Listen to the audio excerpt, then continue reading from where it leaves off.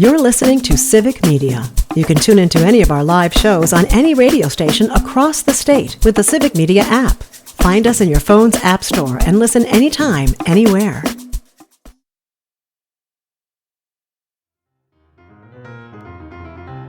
Welcome to Amicus, a law review with Jim Santelle, Civic Media's weekly review and discussion of some of the most significant news stories in the areas of law, government, courts, and the aspiration for justice. And now, here's your host, Jim Santelle. This is Amicus, a law review, and yes, my name is Jim Santelle. I am your host here on the broadcast stations of Civic Media. Delighted and honored that you have chosen to spend some of your weekend time with me and with my producer, Max. We're coming to you from the studios of Civic Media and Radio Park Racine. And as always, in our weekend broadcast, we are doing our weekly review of all things justice-related, government-related, rule of law promoting. And that includes lots of things pulled right from the headlines of just this past week. I'll tell you about our syllabus, our academic schedule in just a moment. Before that, I want to remind you, as always, that you can be a part of and should be a part of our discussion by calling in to Max and to me. That phone number is 855-752-4842. One more time, that's 855-752-4842. You can also drop a comment, a question, an observation, your inquiry about anything on our syllabus into the Civic Media Dropbox. We will take a look at those, make those a part of discussion as well here on Amicus, a law review. Again, delighted, honored that you are part of our discussion this weekend as we launch in to some of the major decisions, major rule of law events and occurrences of just this past week. They fall under a number of big ticket items. That includes necessarily another revisiting of immigration issues. Yes, we talked last week about this major decision by the Supreme Court to permit the Trump administration to suspend the temporary protected status of about 350,000 Venezuelans. Well, it turns out the Supreme Court added once again late this past week, affecting now 500,000, 500,000 immigrants, rescinding, suspending a concept, a program, a plan put in place by the Biden administration, providing what's called humanitarian parole. We'll tell you about what that's all about. We'll talk a bit about the history, a lot about the history, understanding what that's about and why it is important, the significance of the Supreme Court's decision. Also, as we've talked before, a part of its emergency docket, this shadow docket, making decisions without explanations of what they're doing, some signed orders, some dissents, we'll get to those as well. All of that happening in the area of immigration just this past week. We also have breaking news throughout the week, including late in the week, having to do with academics, schooling, education in America and beyond. Yes, indeed, more events having to do with that war, that continuing battle between the president, the White House, and Harvard University. This time, a judge in connection with this injunctive work that federal district court judges do routinely, a judge blocking Donald Trump's ban on international students. We'll tell you about who that judge is, what that judge has done, and at the same time, almost contemporaneous with that, an announcement coming from the Secretary of State, his name is Marco Rubio, saying that the government, the State Department, is going to, in his words, aggressively revoke the visas of Chinese students in this nation. We'll tell you about the categories that are going to be affected by that decision. Again, inside the academic area, lots of things having to do with the rule of law. We will talk necessarily, yes, indeed, there's a connection between tariffs and yes, international economic issues and the rule of law. A major decision, plural decisions coming out of different courts, federal courts, something called the United States Court of International Trade, initially suspending in major ways the capacity, the authority of this president to do what he's been doing, stopping, reinitiating, halting various tariffs around the world. We'll tell you what the Court of International Trade did just this past week to upend much, if not all of that, and then a subsequent decision in the category of whipsawed by the federal courts and decisions that reverse and overturn lower court decisions. We'll talk about the Federal Circuit and what it did with that decision coming out of the United States Court of International Trade. All of that difficult, dizzying even to follow in the area of tariffs and the intersection of international economics, domestic economics, obviously prices, and monetary policy, and the rule of law, justice, and government.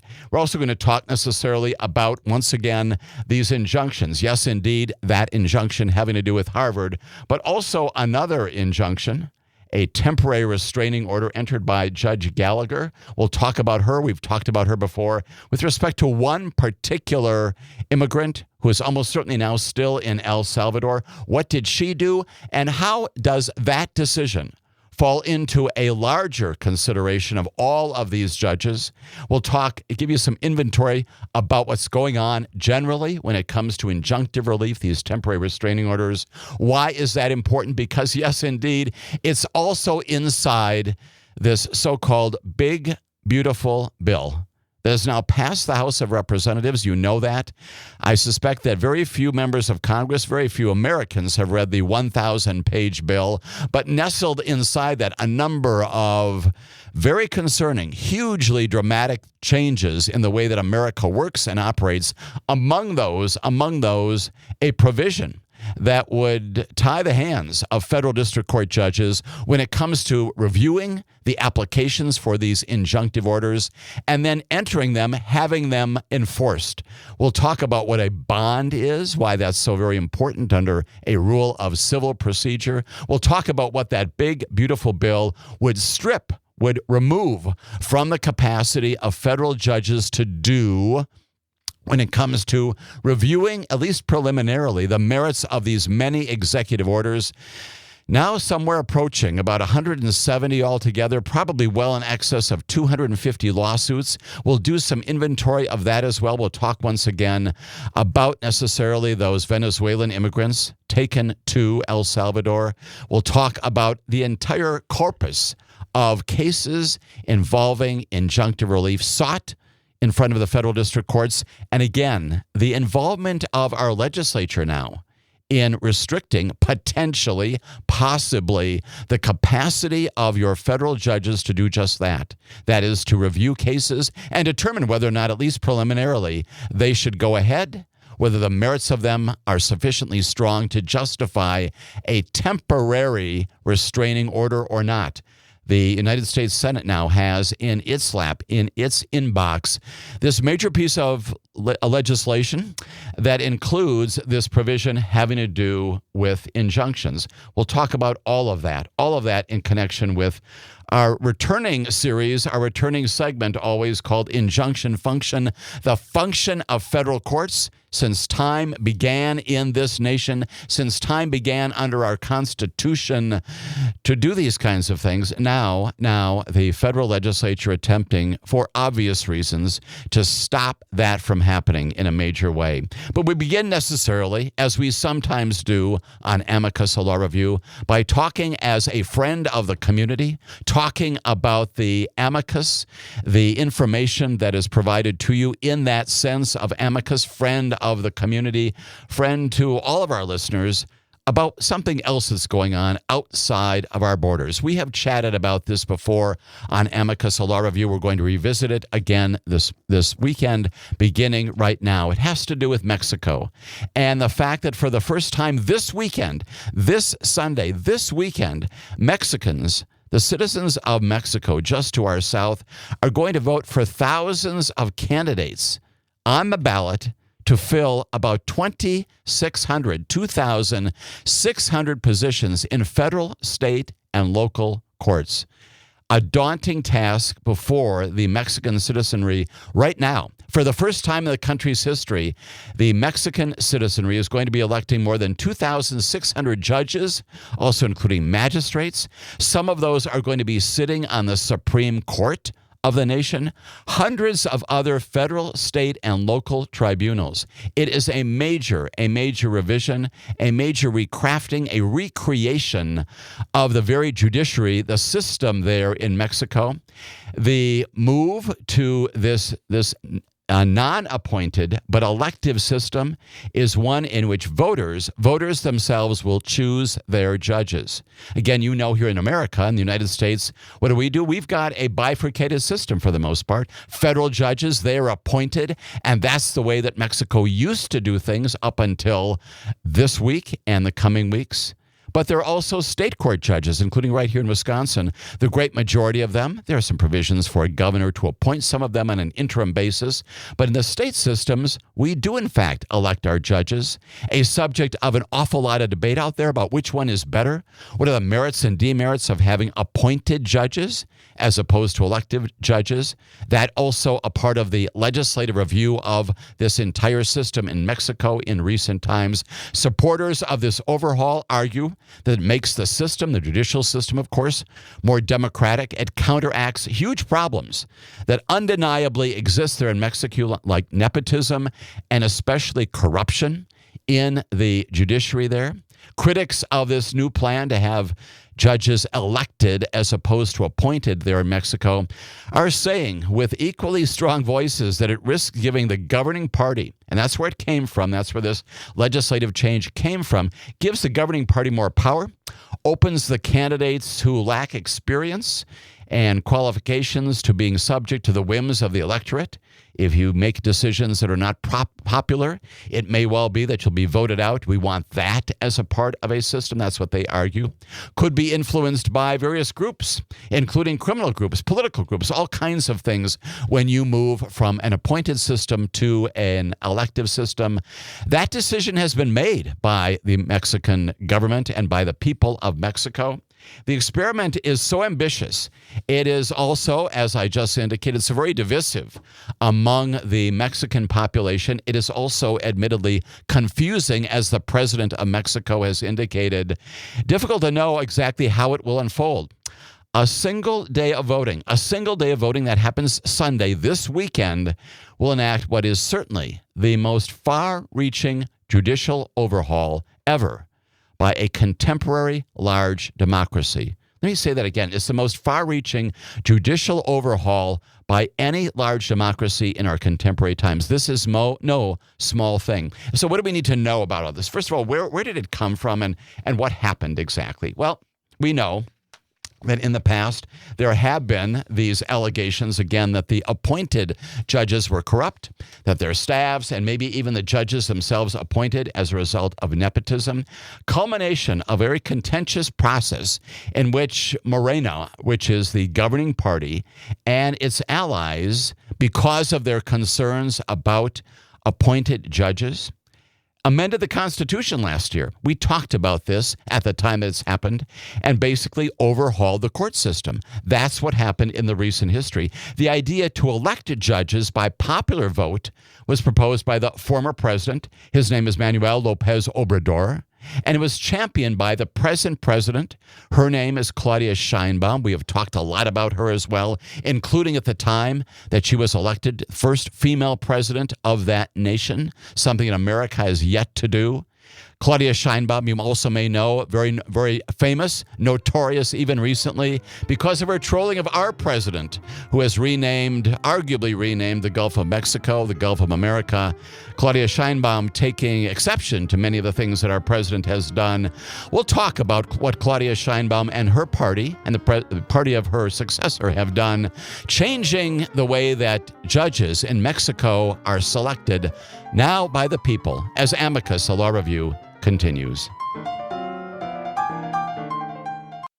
You're listening to Civic Media. Stay up to date on the latest news and information for your local community and Wisconsin by signing up for our free email newsletter. Visit civicmedia.us/email to get started.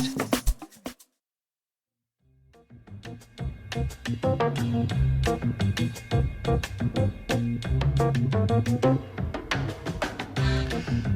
is Amicus, a law review. My name, Jim Santelle, your host this hour and next hour as well. As always, taking your comments, your questions, your inquiries, your observations at that civic media number. That is 855-752-4842. Be a part of our discussion this weekend as we consider a great number of issues in the area of immigration and academics and international tariff issues, injunctions, and yes, beginning our 2 hours together by talking about something significant having to do with our neighbor to the south. It is Mexico. Is it relevant to understanding what's going on in America? Sure it is. Of course it is, because the civics lesson here is that decisions about how we elect judges, those are made by the people. Those are made by the people. And again, in our Constitution, almost 250 years ago, the decision made, advocated for by people like Alexander Hamilton and James Madison and John Jay as well. All of those folks advocating and securing the notion that in the federal system, we appoint judges. The president nominates, the Senate confirms, if at all. That's the appointive process in many, if not all, of the states.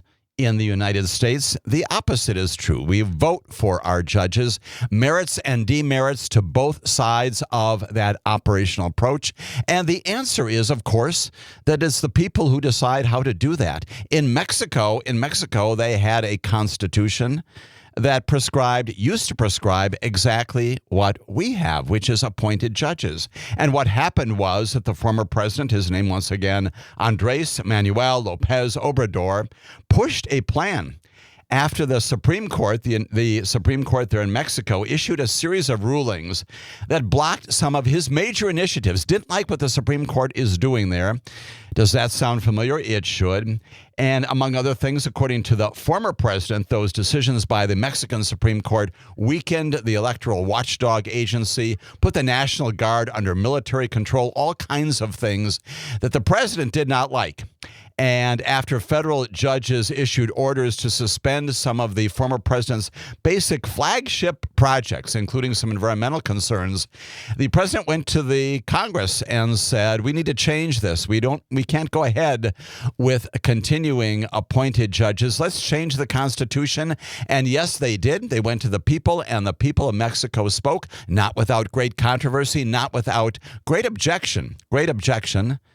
And the people of Mexico, by a vote, changed their constitution, something that we could do if indeed there is enough of support in America to do this. If indeed that's what Americans want to do, Mexicans did it. And as a result of what they did last fall, now we're seeing the effect of that. Specifically, in the wake of what the president called these politically motivated decisions by courts across the country, he urged the population to support the control of the judges in the hands of the people. No small thing. Large majorities secured by the party during last year's general election allowed its lawmakers to pass these constitutional changes that overhauled the system. Once again, the single biggest, largest, most significant contemporary change ever by a contemporary democracy, a Western, a free and fair democracy in our lifetime. So what happened? So Sunday of this weekend, voters will elect now one half of Mexico's judiciary, the rest in a couple years, in 2027. That's how this system is being put into place. This year alone, in the following hours, nearly 880 federal judgeships, from district judges up to the Supreme Court, the highest court in the land, will be up for grabs. And the people of Mexico will decide who those people are. 19 of the country's 32 states will elect local judges and magistrates to fill about 1,800 seats. That's going on in Mexico this weekend. More than 7,700 candidates are running for those jobs. 77 people on the ballots this weekend for those judicial positions. And unlike the regular elections, where political parties can finance their candidates' campaigns and do other things, pouring a lot of money into these campaigns, again, does that sound familiar? Absolutely. Absolutely. Here in the state of Wisconsin, other states around the country, aspiring judges in Mexico are not allowed to rely on public or private funding. Either one of those can't get monies from either one of those sources, public or private.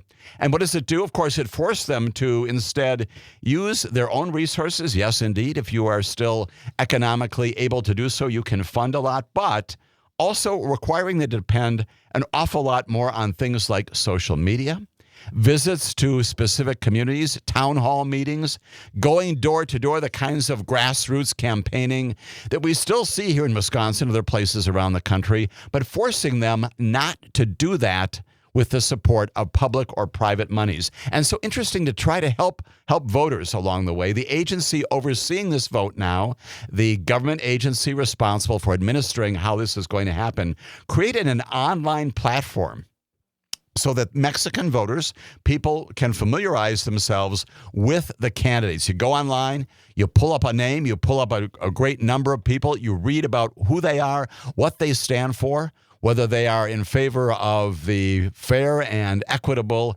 disposition of justice. How do they describe themselves? Are they so-called activist judges? Are they judges who apply the law to the facts? Do they follow the rule of law? All those kinds of things that animate our discussions. Still, even with all of that, some supporters of the overhaul acknowledge that it'll be difficult for voters to make those informed choices among thousands of what are admittedly very much unknown candidates.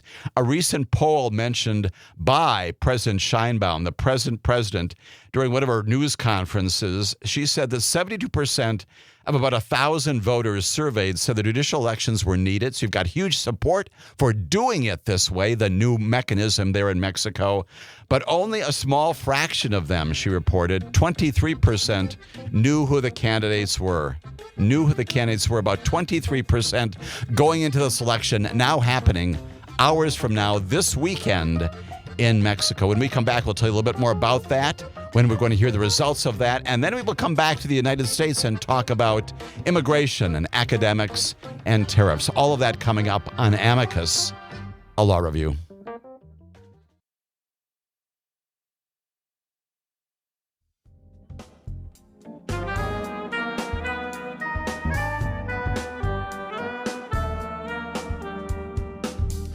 This is Amicus, a law review here on the broadcast stations of Civic Media, beginning our discussion this weekend about this more than significant change in the way that Mexicans, the country of Mexico, identifies and selects its judiciary across the board. This weekend, a change being made unlike any other in contemporary democracies on the face of the planet. Mexico going from an appointive system, which we have with respect to the federal judges, to an elective system, which we have with respect to most situations involving our state court judges. Again, on Sunday, this weekend, voters in Mexico electing half of the judiciary. 7,700 candidates running for these positions.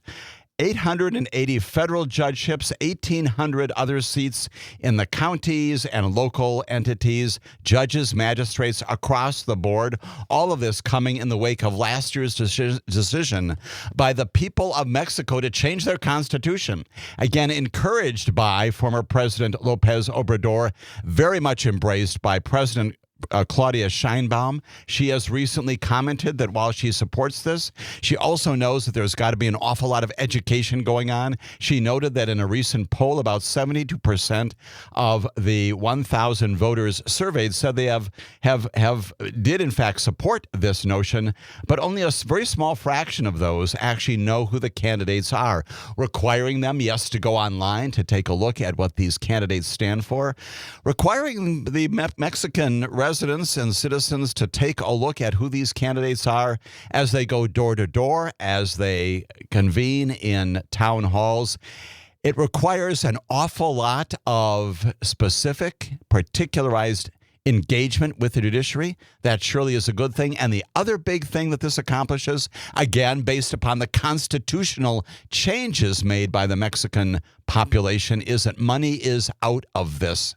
You can support your campaign a bit independently yourself, but unlike our nation, where again, Citizen United, that Supreme Court case of many years ago now that basically said that indeed it is a First Amendment issue to be able to support candidacies. The money that floods into, yes, even our judicial races, as you all know well, in state systems and in local systems, the support of electing judges through monetary contributions, that they don't have anymore in Mexico. And so the people are going to the polls this weekend to figure all this out. So once again, when do we know the results? Well, paper ballots. The Constitution requires that there be paper ballots. We have that here, certainly in the state of Wisconsin and in other states. In our system, of course, our Constitution, our federal system says that the terms and circumstances, the trappings of elections, what are they left to? They're left to the states, right? And that's why all these decisions about how elections are conducted are matters for state election commissions, including right here in Wisconsin, to be decided by them, certainly to be reviewed if there are challenges to them by state courts, but they're decisions made by states and not by the federal government. Under the Mexican regime now, the structure for this new voting system, all of those paper ballots have to be counted by hand. Have to do it by hand. And unlike other Mexican elections, when preliminary results are known typically on election night, because of that, the results for at least the federal judiciary, the judges who are in the Supreme Court, and the other federal judges in Mexico, those will become clear in days, maybe later this week, maybe even down the road. The nationwide vote counts will determine the final results. Again, will take place on June 15th. So it's going to be a while before we know the results of all this. No small controversy, even as Mexicans go to the polls this weekend, subject of an awful lot of debate before the Constitution was changed. Renewed debate right now in Mexico to our south. Again, supporters of the election talk about a system that is rife with corruption and nepotism when judges were appointed. Justice was more easily accessible to those who could afford it, could engage in bribery and corruption, and dozens of judges being co-opted by one or more of Mexico's violent cartels. That was the allegation when you had appointed judges subject not to review by the people, but rather by the results of corruption and payments. In fact, Mexicans perceive judges, according to polling, to be among the country's most corrupt officials. Judges, the most corrupt officials, second only to traffic agents. That fueled plainly an awful lot of the movement, now completed, now being put into effect, to change the way that judges are selected in Mexico. A system in which judges are elected, proponents say, will sever those ties that some have had with these powerful criminals there, corrupt officials, and members of an elite portion of the citizenry. They argue that judges will now respond to the interests of those who voted for them. Who are those people? Those are the Mexican citizens, the people themselves choosing who it is who's going to take their places on the benches of justice around the nation. Critics can see that Mexico's judiciary faces huge problems. Absolutely. Those are known, in need of deep reform, but they say this is not the way to do it. Don't fix it this way. Well, that decision has now been made. Several on that side of the argument have argued that the overall will politicize courts, make the individual judges who are running for these positions more political, and they will no longer be able to hand down justice independently, not being concerned about how the local citizenry, the nationwide citizenry, views their decisions. That the governing Morena party, which already holds the presidency and the Congress, will now wield some extraordinary influence over this vote. That's the concern about the system now in place. They've also said that a system of direct elections risks letting underqualified candidates, people throwing their names onto the ballot, becoming judges, and opening the door to greater cartel influence, inexperience, lack of sophistication on the bench, all those kinds of things coming from an elective system. They basically track those arguments the kinds of things that James Madison in particular addressed in the Federalist Papers, advocating for the federal system of having judges appointed. Again, on the opposite side, state judges, for the most part, selected by the people.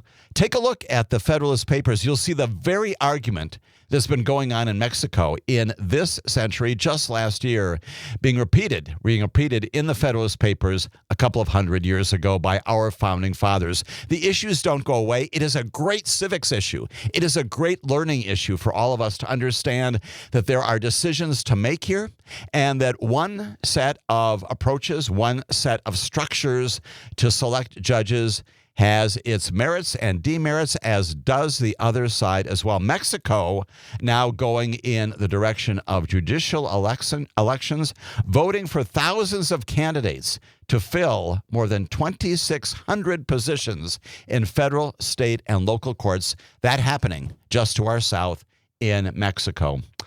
Let's come back to the United States of America and talk about our Supreme Court and something significant that it did in connection with immigration, migration, and these continuing issues coming out of the president's serial executive orders, and yes, serial challenges to them, decisions and actions undertaken by Kristi Noem and the Department of Homeland Security by our Secretary of State, Marco Rubio, and others to deport large numbers of people ever since the president became our chief executive. Questions about the authority to do that, the mechanisms, the statutory basis for doing that. We've talked a lot about the Alien Enemies Act invoked by the president and by those who support doing this over the many months of these deportations. All of that subject to review by the courts, whether or not that is a proper basis upon which to do it.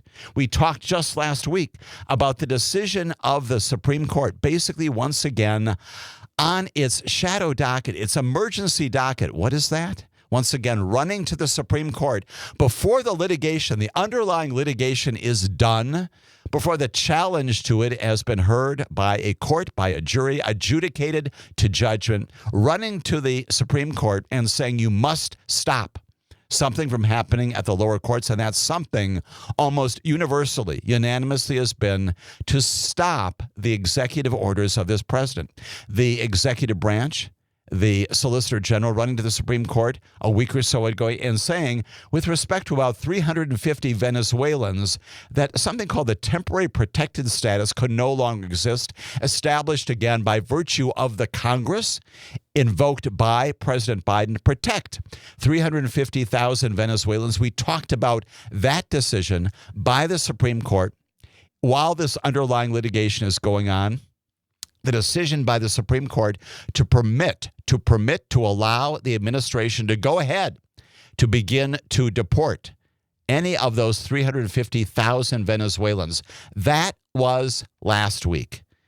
It has happened again this week. This time the number is even much greater. Supreme Court now allowing the Trump administration again as a part of its shadow docket. What does that mean? Once again, we are not getting the benefit of briefing. Lawyers coming before the Supreme Court and providing them with great detail about the reasons why these things should or should not happen. We're losing the capacity in oral argument, which we talk about routinely on this broadcast and others of civic media, where we can hear the arguments. Even if you don't want to read through all of the lawyer stuff in all those documents, you can hear what the justices are concerned about. You can hear the merits of these cases being argued.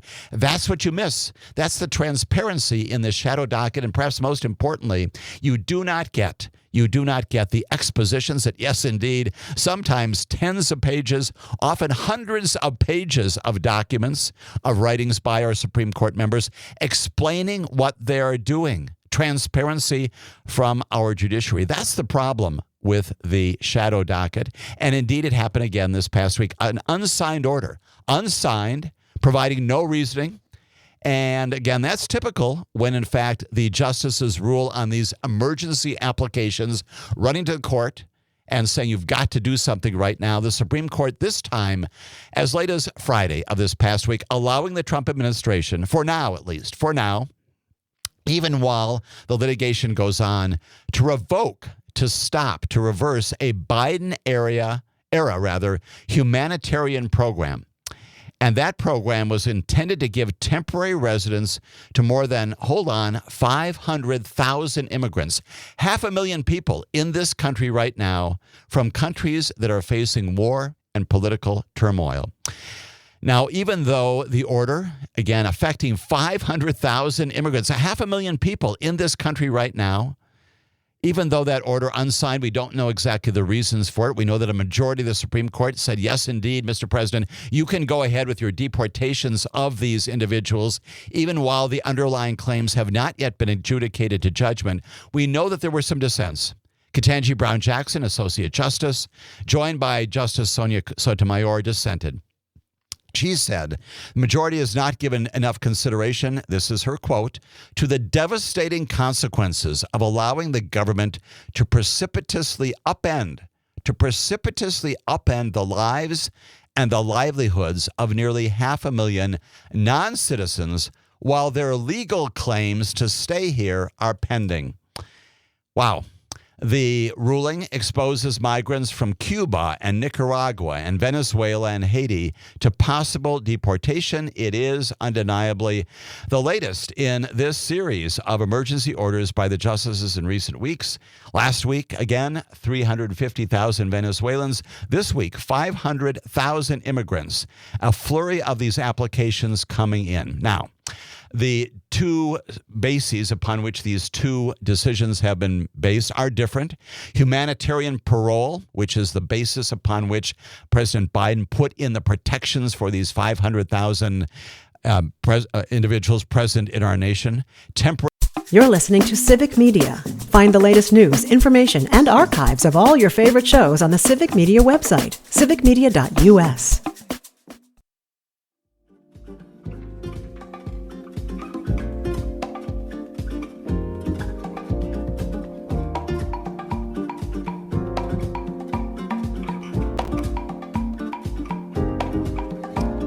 This is Amicus, a law review. My name's Jim Santelle. On this weekend broadcast, we're spending appropriately some time talking about this latest decision of your United States Supreme Court. Unsigned order, no analysis, no exposition of the reasons for their doing this. We've got some dissenting justices who talk about the failure of the court to address this in a way that is balanced and an understanding of the true merits of this, precipitously making a decision here, according to Ketanji Brown Jackson, but nonetheless saying that the Trump administration can now proceed to deport about 500,000 people in this country previously protected under a humanitarian parole program. Let's talk about what that means. This is not a program cooked up by the Biden administration overnight to keep people protected here. It's been around for decades. It used to admit nearly 200,000 Cubans during the 1960s, more than 350,000 Southeast Asians after the fall of Saigon during the Vietnam War. Again, situations where individuals apply, again, on a case-by-case basis when there is concern about their own countries of origin facing war, political turmoil, making the applications. Presidents on both sides of the political aisle have invoked this concept, this program in the past to protect people in that category. It is a humanitarian parole program described that way because it's humanitarian. The Biden administration announced a humanitarian parole program as a part of this decades-long tradition by all administrations in April of 2022 for what group of people? Ukrainians fleeing after the Russian invasion there. They have been protected under this humanitarian parole program. Biden officials then introduced the program for Venezuelans in late 2022, and yes, indeed, for Cubans and Haitians and Nicaraguans in January of 23. Again, all of them making specific, particularized applications based upon the problems back in their countries of origin. With a stalemate in Congress over immigration, we have seen that before. The incapacity, apparently, of our Congress to pass any omnibus legislation that would address these things. Therefore, you've got a president who's doing what the Congress does not. It has vacated the field, Criticism on both sides of the political aisle about that. A sharp increase in border crossings. The programs then by President Biden cleared the way for hundreds of thousands of immigrants from those nations to enter the country legally. Biden officials had hoped, of course, that the programs would encourage immigrants to fly, to take to the air, the United States, come here, and apply for entry in an organized fashion. Let's provide some structure to all of this, rather than traveling by foot, coming north into this country, crossing the border illegally. Those images that are bandied about on the media. Fly in, make this routinized, make this regular, and we can apply this humanitarian principle to you in that organized way. When the program was adopted for the Venezuelans, official ports of entry had been closed to migrants since the start of the coronavirus pandemic, and that produced additional incentive for those intent on reaching the country to take more dangerous routes, we know that well, to cross the border illegally. And no one wants that, right? And so after the administration introduced its policy, Border Patrol apprehensions of migrants at the border from those countries actually dropped. They dropped sharply as a result of the Biden administration and its humanitarian parole problem, the policy, rather, that it put in place addressing this problem. Texas and some other states filed lawsuits during the Biden administration seeking to block the parole program, arguing that it burdened them by adding the costs for health care and education, law enforcement. The courts routinely upheld the legality of that program. President Trump, again, when he came into office, moved to end this program, humanitarian parole, for people from Cuba and Nicaragua and Venezuela and Haiti. He did that on the first day in office. That's one of the quite literally tens approaching 200 executive orders that he has issued in that time. Trump administration has not tried to revoke the status of 240 Ukrainians who are also protected on this, at least not yet.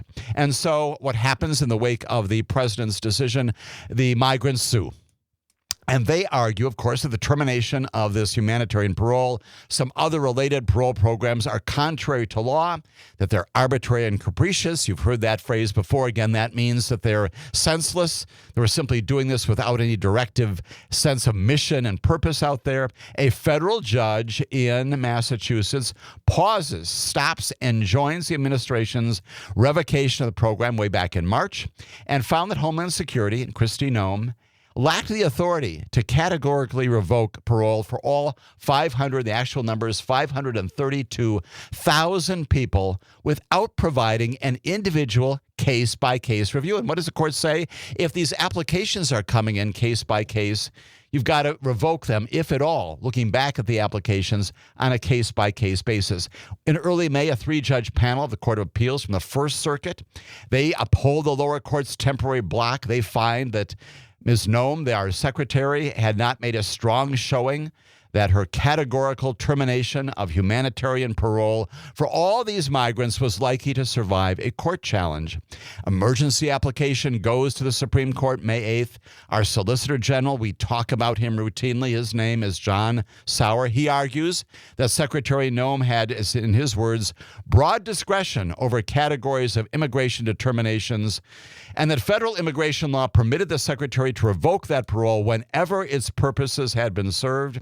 By blocking the Trump administration from ending the programs, the lower court, he said, had needlessly upended critical immigration policies that are carefully calibrated to deter illegal entry, and had undone, according to your administration, your Department of Justice, had undone democratically approved policies that featured heavily in the election results. That coming out of the Supreme Court just this past week. When we come back, we'll move from immigration to academics into tariffs and injunctions once again in the second hour here on Amicus, a law review.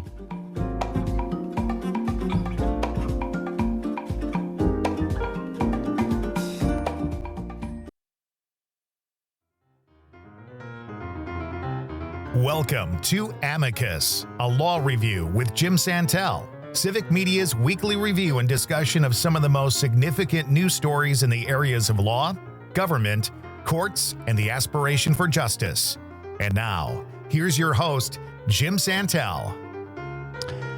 This is Amicus, a law review. This is, of course, our weekend review, our analysis, our examination of those major stories in the areas of law and government and the rule of law, justice, government, all those kinds of issues, animating our syllabus every single weekend and animating our syllabus this weekend as well. Just concluding now our decisions, the review of our decision of the Supreme Court decision having to do with immigration in America. Once again, the Supreme Court on its shadow docket, permitting the Trump administration to proceed on the deportations of more than 500,000 people, more than 500,000 people who have alleged that they're facing dire humanitarian crises in their home countries. Supreme Court saying you can now go ahead, Mr. President, to deport them, even while the underlying litigation as to them, their specific, particularized applications are still under review.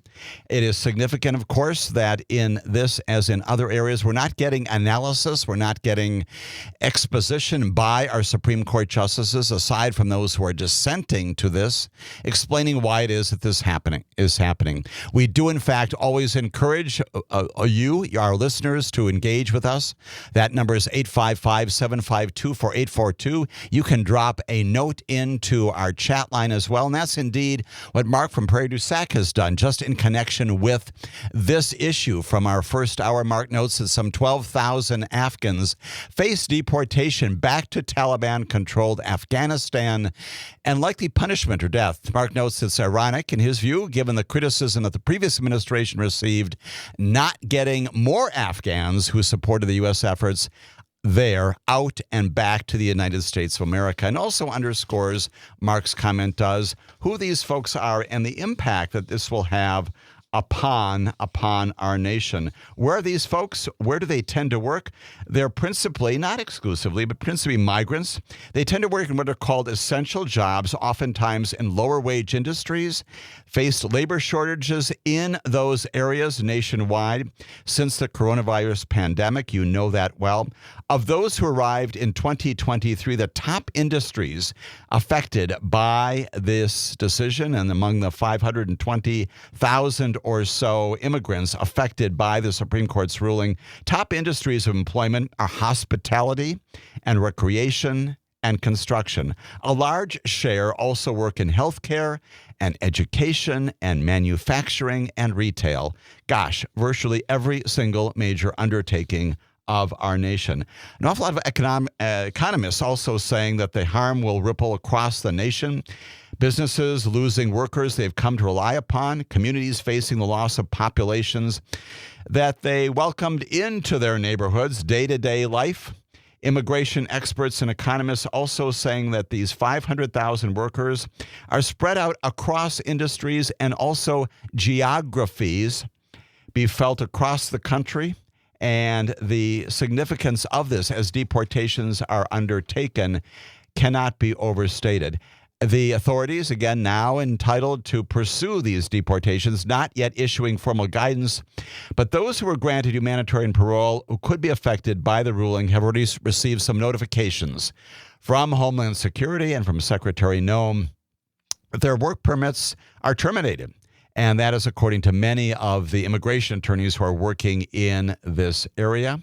As I indicated, it is the second time in this month the Supreme Court has permitted these actions to go ahead, even when the litigation as to their legitimacy, the particular claims, proceeds in the lower courts. And of course, we know that Donald Trump, this is a not insignificant footnote to this, is also seeking to roll back some other, yet more Biden-era protections that have allowed hundreds of thousands of immigrants to remain in the United States while their cases play out, including the temporary protected status for about 520,000 people from Haiti. That is expected to expire in August, just a couple of months from now. Immigration issues continue to loom large in America.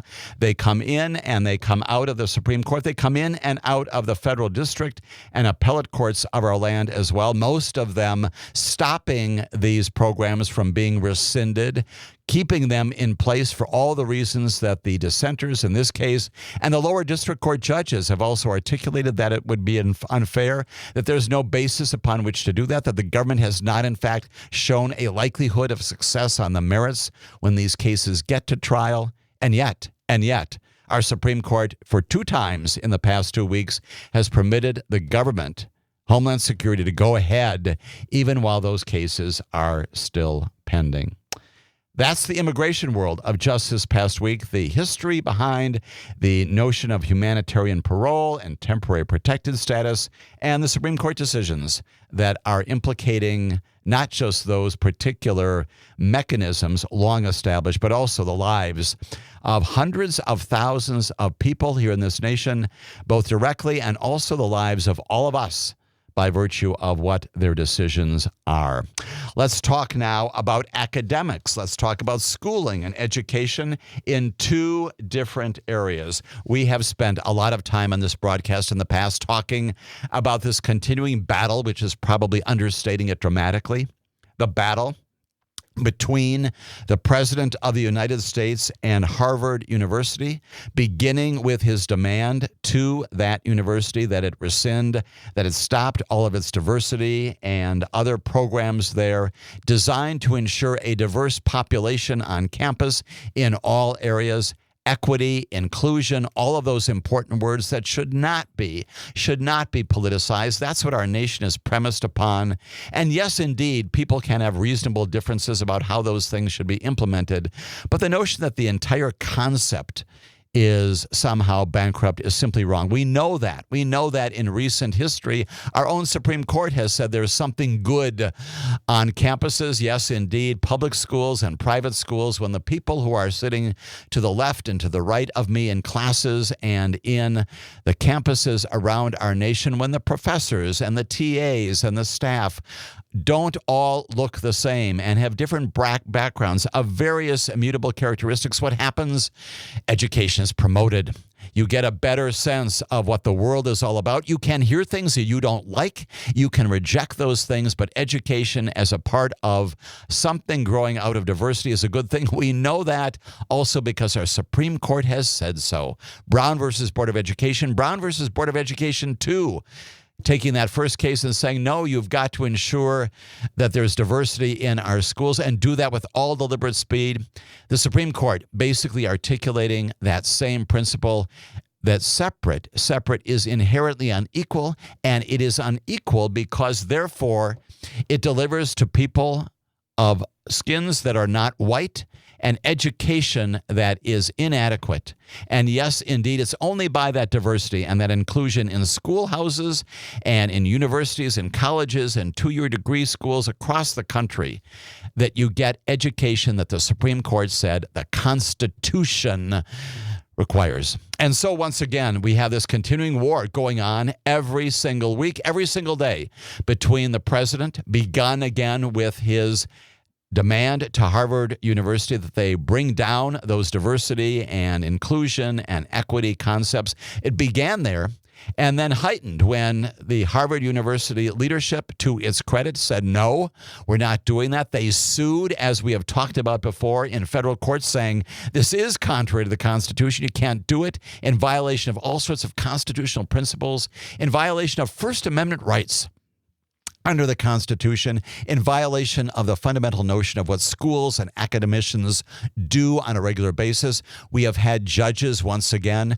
who have said, yes, that's right, you cannot do it, stopping the attempted enforcement of those executive orders as to Harvard University. And oh, by the way, as to other colleges and universities as well, President returns from those battles and says, all right, I'm going to rescind funding from you. Those battles have taken place. You have got judges once again saying that too, the rescission of quite literally hundreds of millions of dollars in support under Department of Education programs that are premised upon congressional decisions to put those in place, administered by the government to colleges and universities around the nation. There, too, federal judges, injunction function, using those skills and those capacities that are indeed in our federal code. saying, no, Mr. President, you can't do that either. And now we've got the most recent thing of just this past week. We reported on it in our last broadcast, saying from the president that he wants to block foreign students from entering Harvard, saying that, in fact, if you are enlisting, if you're enrolling, if you're accepting the applications of foreign students, can't do it. Stop it.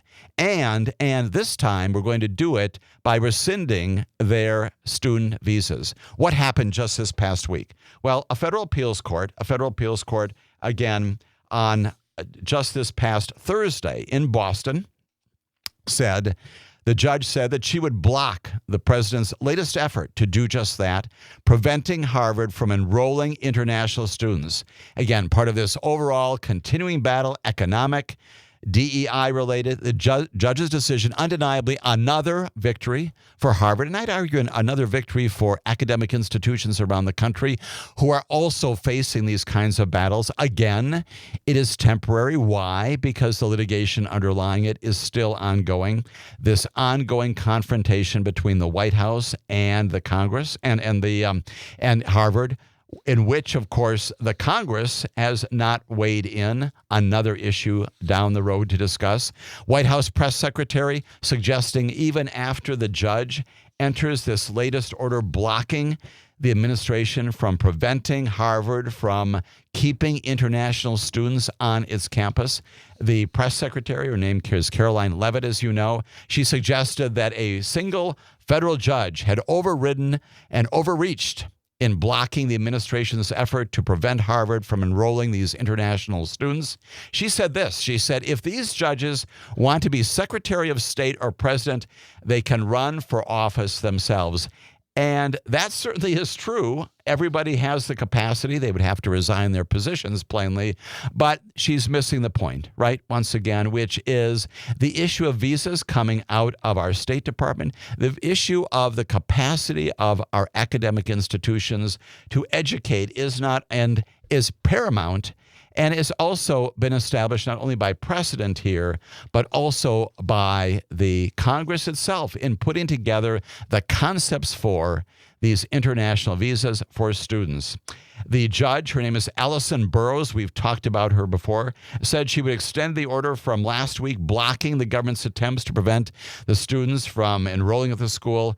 As the two sides, once again, continue to battle this out in court, it is significant that the hearing in front of her played out fairly quickly in front of a crowd that was jammed into the wooden benches in her courtroom there in Boston with court officers apologizing for the tight seating, a lot of focus on this. Lawyers for Harvard and the government each spoke for about 15 minutes or so before the judge said she would indeed enter a preliminary injunction once again.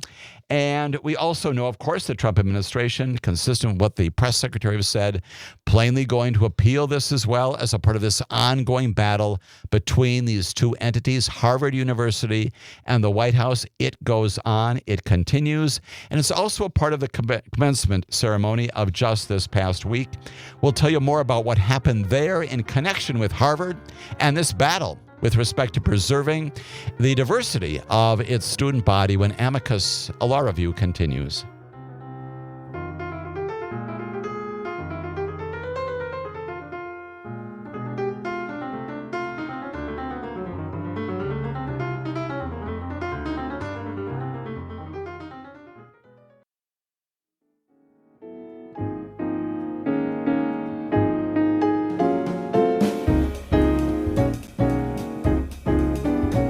My name is Jim Santelle. This is Amicus, a law review, our weekly weekend review, our wrap-up, our analysis of some of the major decisions and actions and events in the areas of government and law enforcement and the rule of law in America, and yes, indeed, beyond our borders. Spending some time now talking about this continuing battle, can only be described that way, between the White House, the President of the United States of America, and Harvard and many other colleges and institutions around the country. This one reaching a fever pitch in recent weeks as issues related to funding, hundreds of millions of dollars. The president trying to rescind those over the objections and the injunctions of federal judges. Now telling Harvard that it cannot keep its international student base. A federal judge, Allison Burroughs, saying just this past week, oh no, Harvard can, in fact, continue to do that, directing the administration not to rescind those student visas for the students there from international countries. And along the way, as is happening on campuses around the nation, around the world this week, commencement exercises, graduations, right? Graduate students and undergraduate students, indeed those in Cambridge as well, gathering to graduate from Harvard, the many programs there. The president of the university presiding over those proceedings. Even as that is going on, a murmur went through the crowd of people at the commencement exercises there at Harvard, followed by some sporadic cheers. When word got out about what the federal district court had done, families, students began to learn of the federal judge's decision to block this Trump administration ban, its efforts to prevent Harvard from enrolling international students, even while the commencement is going on.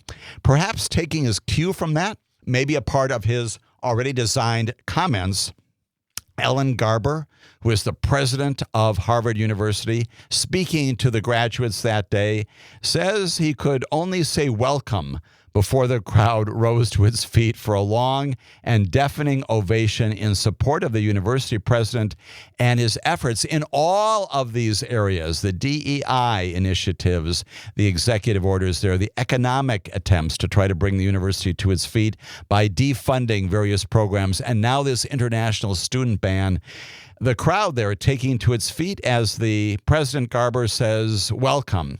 And he receives a standing ovation, obviously as a part of the effort to resist all of these things coming out of the Trump administration. And in that category, perhaps encouraged by the response of the crowd gathered before him, President Garber welcomes, he says, this is his quote, students from around the world, just as it should be. That's what he said. More applause, more wild ovations during the course of the commencement exercises at Harvard just this past week. Have we heard the end of this? Absolutely not. There will be more appeals, obviously, going on to the courts of appeals, perhaps one day heading up once again to the United States Supreme Court. We'll see how that plays out as well. But academics, once again, involved with and reliant upon the federal judiciary to protect it, to ensure that the concepts of diversity and education at its core are supported across our nation. Harvard continuing the battle there against our president. We've got more academic news. What is that as well? Well, This comes from our Secretary of State. We know, of course, that visas are the ways in which the president attempting now to stop students from coming to Harvard from a foreign land. Visas also, of course, well known to the Secretary of State. They come out through the processes, the applications made by students and others through what?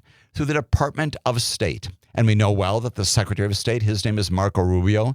He's got many other assignments these days as the president continues to add to his mandates for action inside the government. But just this past week, the Secretary of State, again, in the area of academics and specifically focusing on Chinese students here in this nation, Secretary of State Rubio announcing on Wednesday that the Trump administration, through the Department of State, would work, according to him, to aggressively revoke, those are his words, aggressively revoke visas of Chinese students in particular, including, and here are the categories, those with ties to the Chinese Communist Party or who are studying in what he described as critical fields.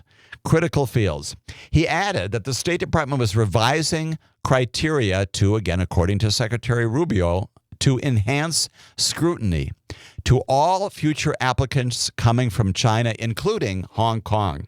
And again, does this kind of thing send ripples of anxiety across campuses to certainly Chinese students, but others as well?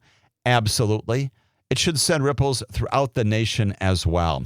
China, of course, is the country of origin for the second largest group of international students in the United States of America, not just at Harvard, but throughout the country.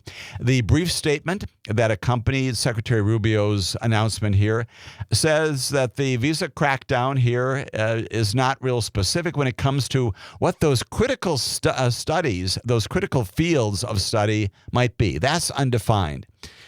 But the phrase probably likely refers to research in the physical sciences. That's what the speculation is about. That is, of course, a mechanism often invoked. You don't define specifically what you're talking about, but if you're going to try to limit the presence of students here based upon an indefinite definition of critical studies, got a lot of breath to do it.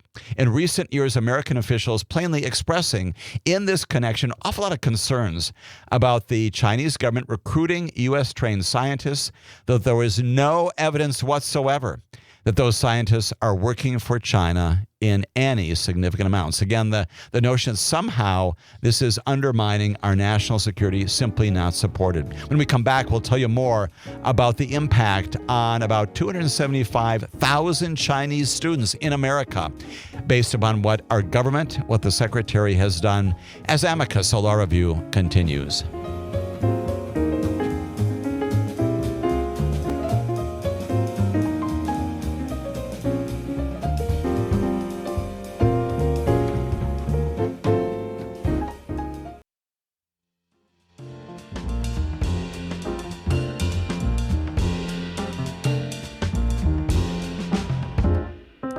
My name is Jim Santelle. This is Amicus, a law review on the broadcast stations of Civic Media.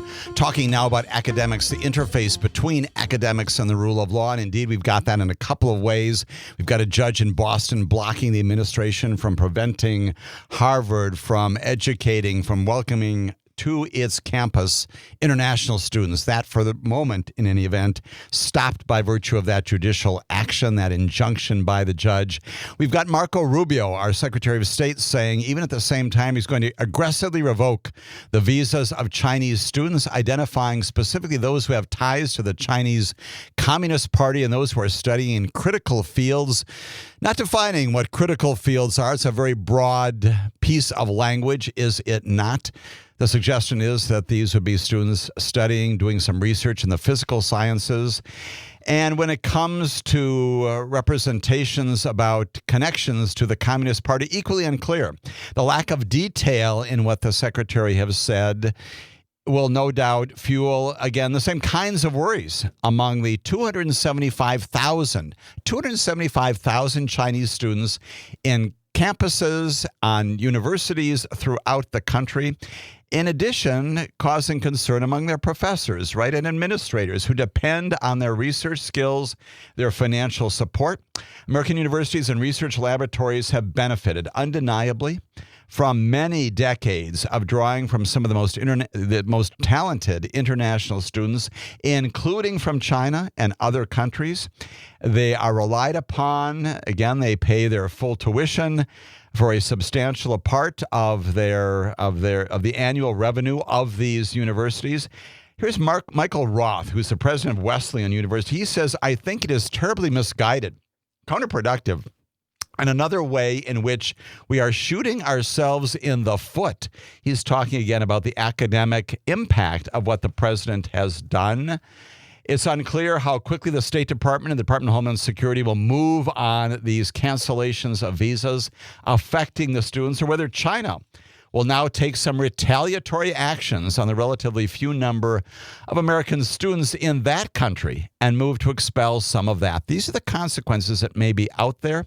We know that that is happening. We know, again, that this is a part of the administration's overall attempt to identify people they do not like to have in our nation, now focusing upon Chinese students about whom there's no indication that they're compromising our national security. If anything, adding to the research, adding to the academic vitality of our universities and colleges. Nonetheless, Marco Rubio telling us an aggressive movement now to revoke those visas of Chinese students, arguably implicating the positions of about 275,000 students in this country, here to learn, here to help, here to research on the global stage. That's academics. That's academics. Let's turn to another international aspect, and that is the president's tariffs. You only need to open up morning and evening newspapers, turn on your feeds for news on a daily basis, and you will find changes in positions of this administration about tariffs on and off over the period of the past several months.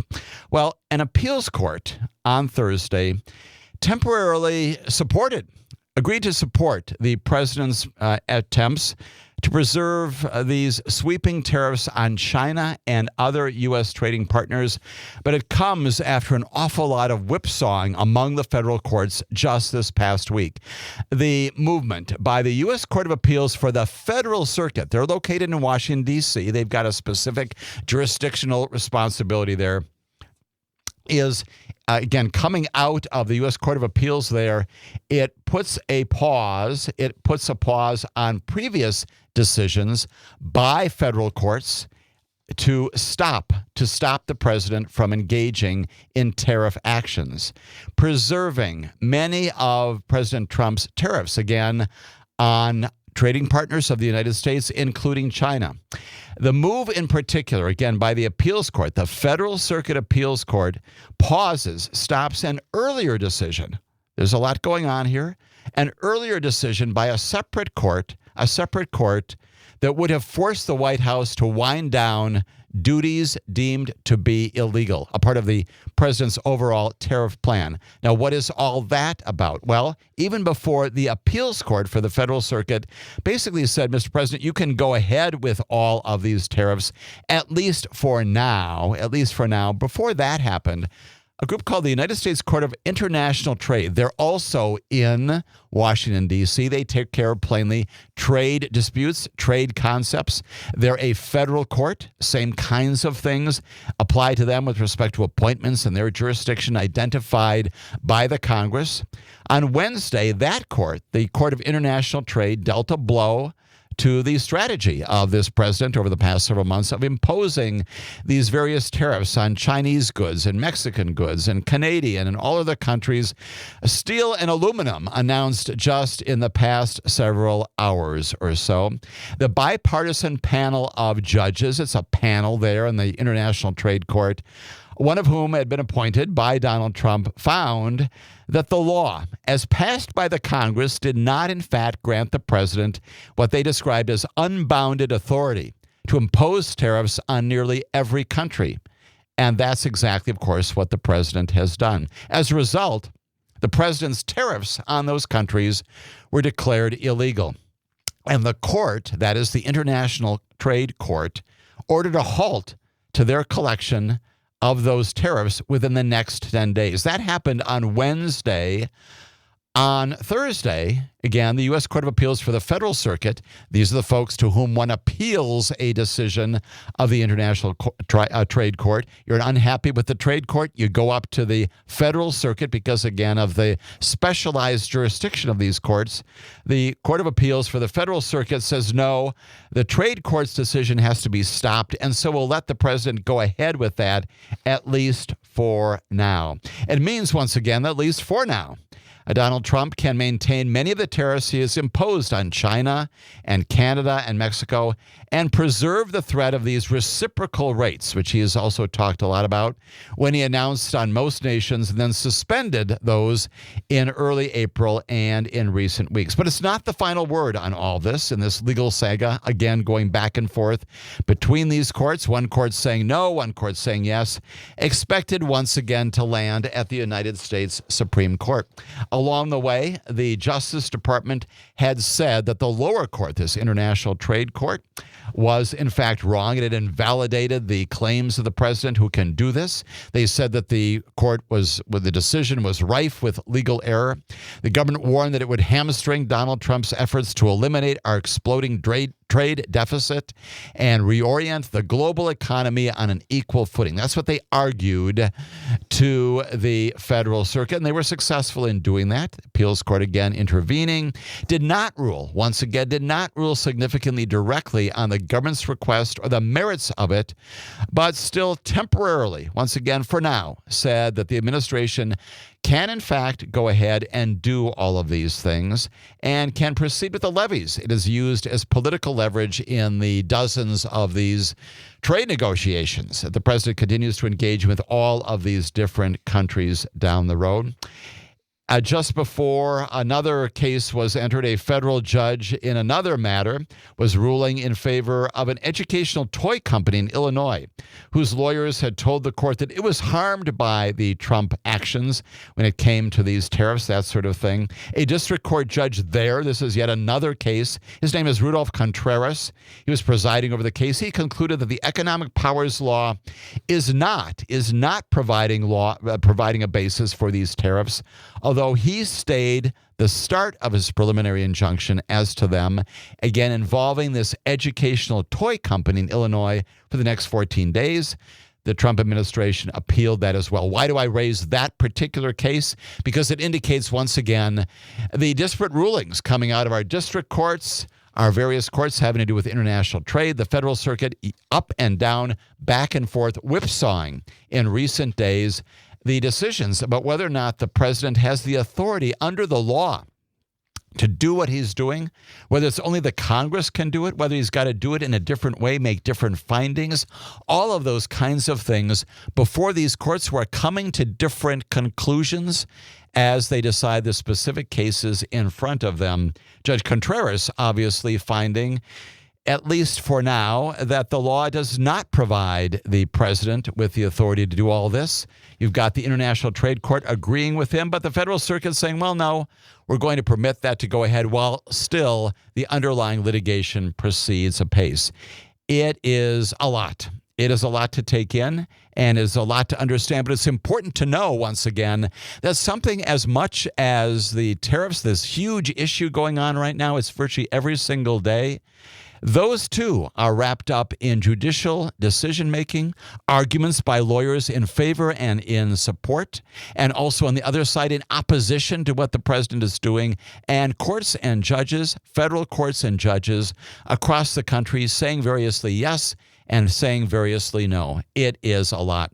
We have got a caller. Dale from Wausau, appreciate your being a part of our discussion this morning. Thank you for joining Amicus, a law review. Good morning, Jim. Good morning, Dale. Glad to have you with us. Yes. In regards to U.S. courts, lately I think the worst thing is to require entities to post a bond in their court filings and the court to be able to hold the federal government in contempt of court.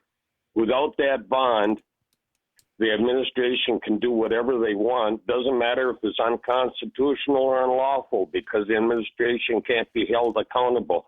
And I think this is even more important than the administration's push to suspend habeas corpus, i.e. due process. Your thoughts, Jim? Dale, I can't thank you enough for the comment, the call, encouraging all of our listeners to do just that. We also have Gene from Eau Claire, likewise, talking about these kinds of issues on our chat line. Appreciate that, Gene. Dale, especially appreciate your question, your comment, your note, because believe it or not, Dale, we did not confer on the syllabus here, but that's the next issue on our agenda right now. Let's talk about what you've just identified for all of our listeners. And Dale, you know well, it comes from this thing called the Big Beautiful Bill, right? That's made its way from the House of Representatives, passed after a little bit of trouble there coming out of committee, now sitting in the United States Senate for its action. And lots of things to talk about there. A huge 1,000-page bill. We wonder aloud whether members of Congress in either branch of government have truly read all of this. We know there's at least one congressman who's already disavowed the very aspect of this bill, Dale, that you've identified, said, yeah, I voted for it, but now I understand what it says, and I wouldn't have voted for it had I understood that it was there. That's the problem with something, as the president has called, this big, beautiful bill. It may not be be beautiful. That is an assessment that, again, legislators make. Big, absolutely. And it is the concern when you stuff into legislation like this so many aspects that even the people voting on it, that making it the law of our nation, do not have the capacity to digest it. It was moved through the House at breakneck speed by our Speaker, and now it's in the Senate. And as Dale has accurately said, one of the many, many hundreds of provisions changing all sorts of things, having to do, of course, with Medicaid and our tax base and many, many other issues, is a rule of law issue. It is right there. And basically, as Dale just got exactly right, it has to do with the capacity of federal judges to enter the very injunctive orders that we've been talking about on this weekend broadcast and in the past. When we come back, we'll talk about what that bill says, the injunction function attempted to be restricted by our legislature, by our president, when Amicus, a law review, continues.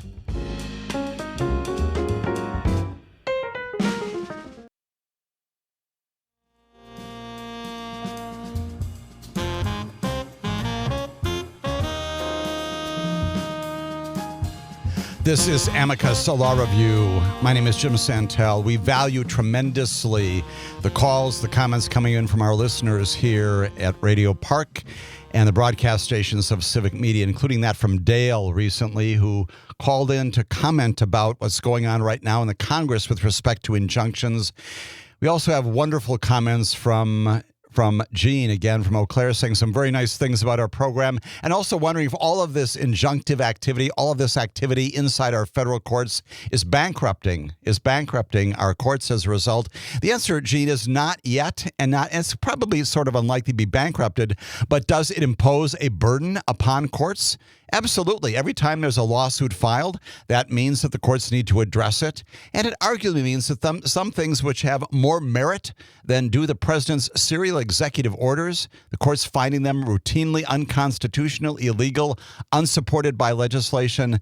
It means that courts, which are in the end human beings, they're individual judges, whether you're on the federal circuit, the International Trade Court, the courts of appeals, district courts, they necessarily need to attend to very heavy dockets. And so that's the burden that's placed by all of this. It's a great thought, a great comment, Gene. Also appreciate hearing from Jim from Appleton, who says these various rulings from the Supreme Court smell of a level of cowardice. Jim says Donald Trump has already proven that he will just ignore our rulings, even 9-0 ones. Appreciate the comment, Jim, as well. And that leads back again to our discussion about what's going on with respect to compliance of the president and other units of government with what our judges are doing. Dale has called to our attention this portion of the bill, this big, beautiful bill passed the House of Representatives that establishes the president's priorities in all sorts of areas, but would also create what one judge has called a $1 trillion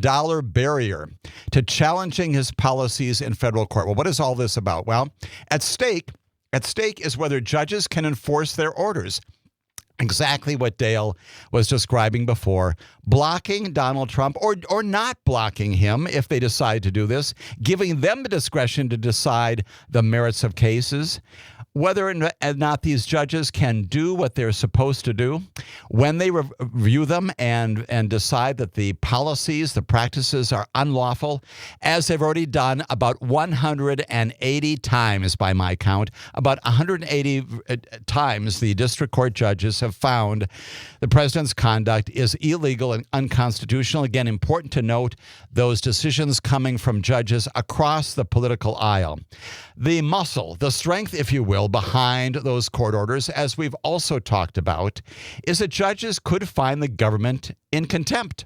If, in fact, as Jim has noted accurately, if the president says, no, I'm not doing that, if an agency of the government, whether it's Kristi Noem or Marco Rubio or any other representative of the executive branch says, I'm not doing that, the judges, the courts are not without the capacity to respond. They can impose what's called a contempt order, a contempt citation for disobeying their rules, their laws, the orders that they have entered. And those could include fines upon the errant petitioners, the errant litigants, sanctions of various natures, and even jail, even imprisonment. So how does that implicate, and what's the connection to this House and now Senate legislation that's pending? There's an obscure provision in this bill.